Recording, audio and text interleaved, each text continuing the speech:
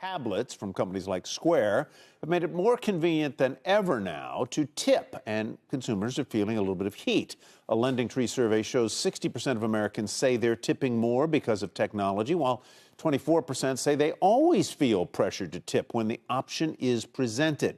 And as consumers also face higher prices, many are questioning where the extra money is going when asked to tip at self-checkout or with no service worker even being present. Just tip for the heck of it. Many feel they're supplementing low-wage businesses. The low-wages businesses are paying their workers, and they're not happy about it. For more on that survey, we bring in Matt Schulz, credit card analyst at LendingTree. And to break down why these tipping prompts are suddenly everywhere, Rachel Wolfe of the Wall Street Journal. Matt, let me start with you. What kinds of businesses, companies are now presenting the opportunity to tip that didn't before?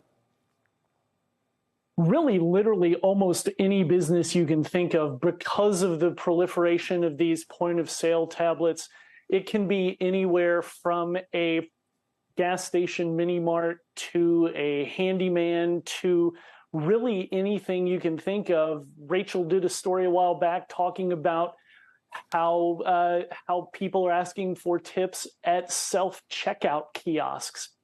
And with something like that, you can really see where people would say, okay, I like to be generous, I like to tip, but that may be a little bit I think I much. might draw the line, Rachel, at the self-checkout line where there might not be an individual to help me. I'm doing the work. I'm bagging the things in the bag that I've had to bring to the place. They don't even give me the bag anymore. Now I'm getting angry about this, Rachel. I can see why you're not alone. It's not the only unexpected place where people are feeling like nobody's doing any work either. It's happening online too. Hopper, a travel website. And those tips don't even go directly to workers. They say that they just go to support general operations. So it's really pushing the limits of what a tip even is. Okay, so what you're saying is you go to order something online and what? It gives you a question about whether you want a tip?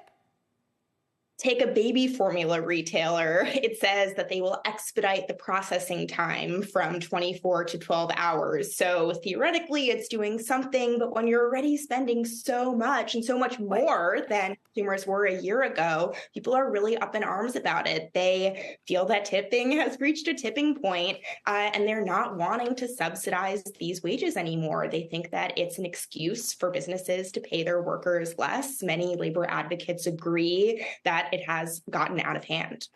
Matt, I was really interested. One of the survey results from LendingTree was that 41% of the people who responded said they've actually changed their shopping behavior because of the tipping expectation. Can you explain that?